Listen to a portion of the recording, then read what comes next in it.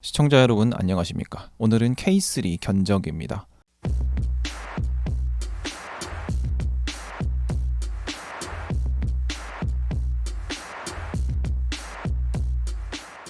K3가 페이스리프트가 진행이 되었습니다. 하지만 신형 모델로 나온 아반떼와 다르게 플랫폼도 2세대 플랫폼이기 때문에 아반떼에 비해서 안전성이나 실내 공간에서 차이가 날 수 있습니다. 그래서 개인적으로는 아반떼의 구매를 추천을 드립니다.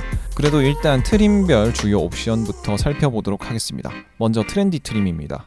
트렌디에서는 크게 볼 거는 없고 유심히 볼 것은 하나, 전방 충돌 방지 보조가 기본으로 적용이 됩니다. 그런데 노블레스 트림에도 전방 충돌 방지 보조가 따로 있습니다. 사이클리스트라고 해서 따로 있는데 트렌디에는 경고음만 눌려주는 전방 충돌 방지 보조가 적용이 되는 것 같고 버튼 스마트 키, 버튼 시동팩이 기본이 아닙니다. 그래서 웬만하면은 트렌디 트림은 구매하지 않으시는 걸 추천을 드립니다. 다음은 프레스티지입니다. 프레스티지 트림으로 오면은 16인치 전면 가공 휠이 적용이 됩니다. 그리고 LED 리어 콤비네이션 램프, LED 보조 제동 등이 적용이 되는데 LED 헤드램프가 적용이 되는 것은 아니기 때문에 크게 신경 쓸 부분은 아닙니다. 그리고 가죽 스티어링 휠이 적용이 됩니다. 앞좌석 통풍 시트, 그리고 버튼 스마트 키 시스템이 기본 적용됩니다. 여기서 특이하게 볼 점은 하이패스 자동 결제 시스템, 열선 스티어링 휠, 그리고 스마트폰 무선 충전 시스템이 기본으로 적용이 됩니다. 이런 옵션 구성을 봤을 때는 프레스티지 트림이 가성비 트림인 것 같습니다. 다음은 노블레스 트림입니다. 노블레스 트림에서는 앞서 말씀드렸던 전방 충돌 방지 보조 사이클리스트가 적용이 됩니다. 충돌 방지 경고음이 울리고 그리고 제동까지 해주는 옵션인 듯 합니다.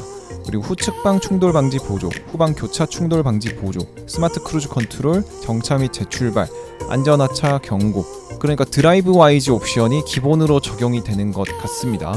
안전사양에서는 전방 주차거리 경고가 기본으로 적용이 되고 17인치 타이어 그리고 전면 가공 휠이 적용이 됩니다. 그리고 LED 헤드램프가 여기서는 기본으로 적용이 됩니다. 스타일 옵션이 내장되는 것 같습니다. 그리고 특이하게도 내장 옵션에서 선바이저 조명이 노블레스 트림부터 적용이 됩니다.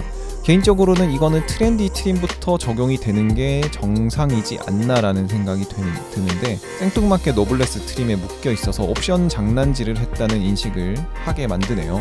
그리고 시트에서는 운전석 파워 시트, 전동 허리 지지대, 동승석 시트 포켓, 뒷좌석 열선 시트, 센터 암레스트, 뒷좌석 높이 조절식 헤드레스트, 이런 기본으로 적용을 해줘도 될 법한 부분들을 노블레스 트림에 묶어놨습니다. 그래서 많이 아쉽다는 생각이 드네요. 편의 사양에서는 전자식 파킹 브레이크, 오토홀드가 적용이 됩니다. 이거는 드라이브 와이즈 옵션에 같이 묶여있는 경우가 많은데 K3도 동일한 것 같습니다. 다음은 시그니처 트림입니다. 시그니처 트림으로 올라오면은 어댑티브 크루즈가 생깁니다. 내비게이션 기반으로 스마트 크루즈 컨트롤이 작동을 하고요. 고속도로 주행 보조가 적용이 됩니다. 외장에서는 LED 포그램프, 안개등이라는 말이고요.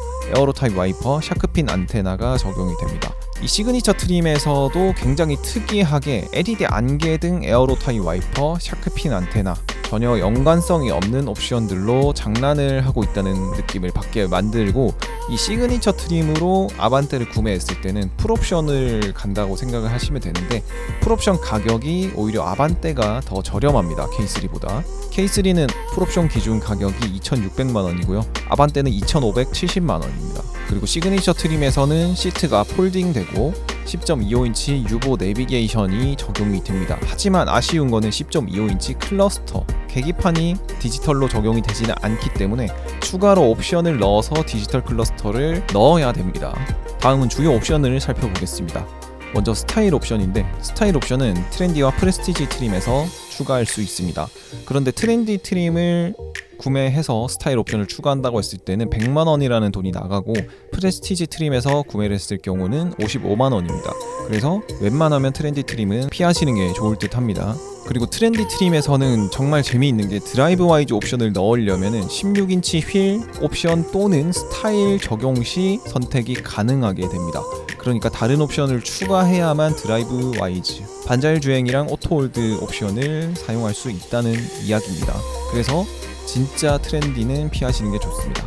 다음은 컴포트입니다. 컴포트는 노블레스 트림부터 적용되는 시트 옵션들, 그리고 헤드레스트, 뒷좌석 암레스트, 가죽 스티어링 휠 이런 부분들이 적용이 되는데 크게 중요한 것은 아닙니다. 다음은 드라이브 와이즈입니다. 드라이브 와이즈는 노블레스 트림부터 무조건 기본으로 적용이 됩니다. 주요 옵션으로는 전자식 파킹 브레이크, 오토홀드, 전방 충돌 방지 보조, 사이클리스트, 후측방이랑 후방 교차 충돌 방지 보조 옵션들이 추가가 되고요. 스마트 크루즈 컨트롤, 정차 및 재출발, 안전하차 경고 등 첨단 안전 사양들이 적용이 되고 반절 주행 오토홀드가 적용이 되는 겁니다. 프레스티지 트림에서 드라이브 와이즈를 추가할 시 95만원이고요. 트렌디 트림에서는 드라이브 와이즈 옵션을 추가하려면 스타일 옵션이 필수여야만 하기 때문에 200만원이 추가가 되겠죠. 다음은 10.25인치 유보 내비게이션입니다. 이 10.25인치 유보 내비게이션에 프로토 에어컨, 공기청정 모드, 오토 디포그, 그리고 샤크핀 안테나가 묶여 있습니다. 샤크핀 안테나가 묶여 있는 이유는 정말 모르겠으나 이 샤크핀 안테나를 달지 않았을 경우 차량이 굉장히 추해 보입니다. 르노의 XM3도 이 샤크핀 안테나를 옵션질로 해놨다가 XM3 자체의 이미지를 많이 훼손시키는 모습을 볼 수 있었는데요. 그냥 안테나가 없으면 다행이나 만약 까만 막대기 안테나가 달린다면은 K3는 구매할 가치가 없어지지 않을까, 혹은 유보 내비게이션은 필수 옵션이 되지 않을까 생각이 됩니다. 솔직히 이 2021년 5월인데 이런 옵션은 기본으로 적용을 해주는 게 당연하지 않을까라는 생각이 듭니다. 다음은 10.25인치 클러스터인데요. 프레스티지 노블레스 시그니처 트림에서 구매를 할 수 있습니다. 40만원의 돈이 추가가 되고요. 시그니처에서도 이거는 디지털 클러스터가 기본 적용되지 않습니다. 다음은 크렐 프리미엄 사운드입니다. 크렐 프리미엄 사운드는 가격은 45만원으로 착하게 나와 있으나 노블레스와 시그니처 트림에서만 고를 수 있습니다. 그래서 프레스티지 트림을 구매했을 경우는 또 구매를 할 수가 없게 돼 있고, 전체적인 옵션 구성을 보면은 K3는 노블레스를 구매를 해라, 그렇지 않으면은 너희는 아반떼를 사라, 이런 느낌을 강하게 받고 있습니다. 기본으로 있는 색상은 6개고 GT 전용 색깔 런웨이 레드가 있습니다. 색상은 스노우 화이트 펄, 스틸 그레이, 플라티늄 그라파이트, 그래비티 블루, 미네랄 블루, 오로라 블랙 펄이 있습니다.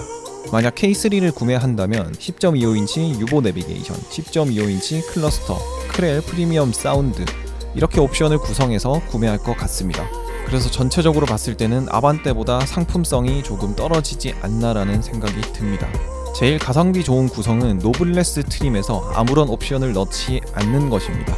이렇게 했을 경우 2280만원에 유보 내비게이션이나 10.25인치 클러스터, 프리미엄 사운드 같은 부분들은 챙겨갈 수 없겠지만 차량을 운행하면서 제일 중요한 부분들, 전방 충돌 방지 보조 사이클리스트, 그리고 스마트 크루즈 컨트롤, 정차 및 재출발, 그리고 오토홀드, 전자식 파킹 브레이크 이런 부분들은 기본으로 적용이 되기 때문에 이 K3라는 차량의 구매층들을 생각했을 때는 노블레스 트림을 그냥 그대로 구매하시는 걸 추천을 드립니다. 유익하게 보셨다면 구독과 좋아요 부탁드립니다. 감사합니다.